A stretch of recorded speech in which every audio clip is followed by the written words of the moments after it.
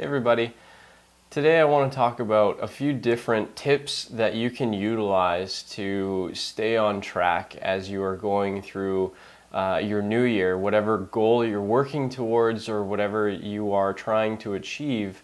Some of these tips are going to help you get through it. So let's begin. Number one, or right off the top, thinking about your goal first and foremost is helpful. It provides a framework, but what we want to do is reverse engineer from that. So let's just say, for example, it's New Year's. Everybody's, or not everybody, I should say, but many people are focusing on a fat loss goal. So my personal favorite measure for that is body fat percentage. That's an objective marker. That's not behavioral. That is a very outcome-focused goal. Now, what I want you to practice, or what I want you to go through, is instead of focusing on that body fat percentage, think about the skills that are required to get to a body fat percentage that you're after. So things that you're gonna have to learn are meal planning and preparation, changes in awareness when it comes to listening to your hunger cues, probably eating a little bit less than you are at the moment, but also just putting in some exercise, putting in some work that's going to help you create a calorie deficit. So now that you have your skills laid out, now what we want to do is look at the daily habits or daily action steps that you are going to have to implement in order to build up those skills. So for the example of wanting to lose weight, you're going to have to learn to create a calorie deficit. And what I mean by that is to eat a little bit less than what your daily requirements are. One way to go about that, one daily action step, is to in fact eat slower, and to take that one a step further, to eat slowly to 80% full. And typically that will basically, more time will elapse while you're eating, and so you don't actually consume as much while you're sitting down and having your meal. So in that example, we want to be able to sit down and make a meal last as long as possible, and keep in mind when you're about 80% full. Now, how do we track that? This is the next step. How do we measure that? So 80% is a good rule of thumb. You're gonna go past it some days and some meals, but you're also going to go below it on other days and other meals, and that's totally fine. That's why the number is 80%. But what you want to do, or what you want to measure, is how many meals a day were you able to either A, eat slowly, or B, eat slowly to 80% full. And so you want to track that. So piece of paper, notepad on your phone, whatever you got to do to make sure that you are checking that box of, I did it. Out of the 3 meals today, I got 2 out of 3.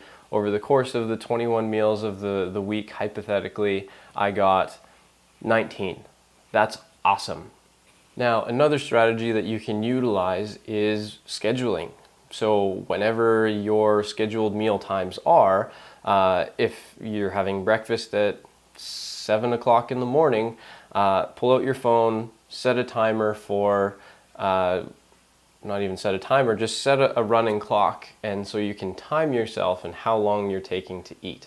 That's a good little strategy in order to help yourself see the clock and see how long you can make a meal last. Another strategy that really helps is making yourself accountable to somebody else. Speaking from personal experience, this works extremely well because you've got somebody else on the other side that's willing to help you and potentially call you out on your excuses and lack of effort. So making yourself accountable to somebody, and it really helps if you both are on the same track or on the same goal, but having that person in your corner really helps. Now, whether that's a trainer or a coach or a friend or somebody at work that's doing the same thing, whatever you need to do, make it happen. Make yourself accountable so that you're not going to fall off the bandwagon and nobody knows about it and nobody's there to therefore help and support you going forward. I've given an example of some how to build a daily habit and build into that skill, which will then over time lead you towards that goal. Now, what I want you to focus on is the actual daily behavior or action of what you are going to do. Now, in the example that I laid out before of eating slowly and setting a timer, what you want to do is focus on that behavior, on that action, rather than stepping on a scale and seeing that that number hasn't changed or that that body fat percentage hasn't changed. That's the discussion of behaviors versus outcomes. And in my experience, focusing on the behavior will work significantly better than focusing on the outcome, because focusing on the behavior is allowing you to build on action, which then breeds motivation, which breeds success. So when you focus on the behavior, it doesn't as often lead into a negative spiral where you step on the scale and that affects your mood and how you feel for the rest of the day. Whereas if you focus on the behavior of, did I do my habit? Yes, no, that sucks, but I'm going to put all of my effort into doing it on the next meal. And that's the next step. The last thing that's going to help you carry forward in this new year is deploy as much patience as you can. This isn't a sprint. This is very much a marathon for real sustainable results. If you're doing a 30-day or a 6-week cleanse or detox, all the power to you. Go nuts. But when you reach the end of it and the results aren't either as you expected, or you feel depleted, or you feel great, but then you don't know what to do.